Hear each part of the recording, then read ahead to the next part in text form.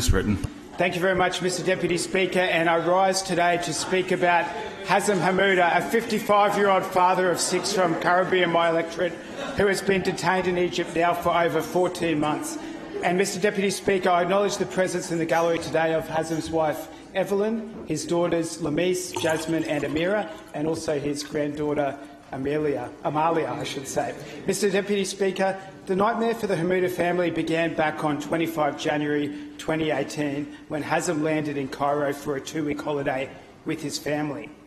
Hazem was to meet up with his children Lamise, Saja and Haroum, who were already in Egypt. Mr Deputy Speaker, Hazem never made it past airport security. He was detained for 2 days at the airport. For 8 days, his family searched for him in Cairo as they had no idea where he was. Eventually, Mr Deputy Speaker, they found Hazem in the notorious Tora prison, where he was kept for 22 hours a day in a 9 by 3 metre cell in appalling conditions with 13 other men. He slept on the floor as there were no beds, and Hazem had trouble getting the correct medication and he contracted scabies. Hazem's daughter Lamise gave up her studies and gave up her job to try to help her father and also bring him food. Over the weekend of 16-17 February this year, the family were informed that Hazem was due to be released from Tora prison on 18 or 19 February 2019, following an order from the Prosecutor General, Nabil Samek. The family were obviously very excited when the Department of Foreign Affairs contacted them to say that Hazem would be released with all charges dropped, and they were understandably distraught when Hazem was not brought to the appointed police station. He had disappeared. Hazem was eventually located and finally released in the early hours of 6 March 2019, having spent 405 days in arbitrary detention. And to make it clear, Mr Deputy Speaker, at no stage did he ever have a charge laid against him, and at no stage was there ever any evidence presented against Hazem at any point. Ultimately, despite being released, Hazem arrived at the airport on the evening of 6 March this year with his daughter Saja.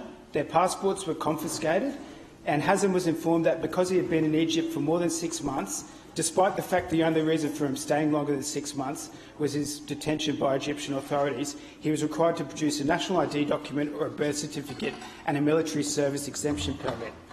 Hazem was unable to produce his national ID document because it was lost by the police during his period of detention.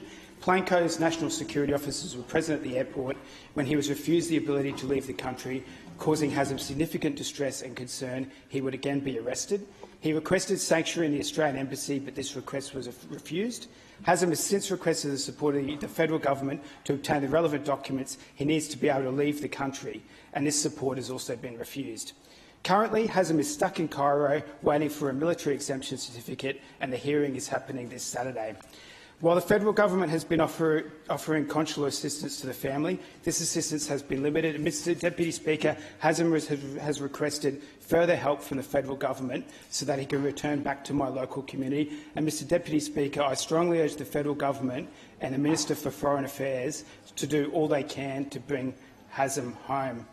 Mr Deputy Speaker, Peter Grest, the well-known Australian journalist who was imprisoned in Egypt, had this to say about Hazem's case. Hazem's torment of imprisonment without evidence, without trial and without due process has continued far longer than any respectable justice system should allow. I well understand what Hazem and his family are going through, and I call on the Interior Minister to correct this injustice and release Hazem immediately.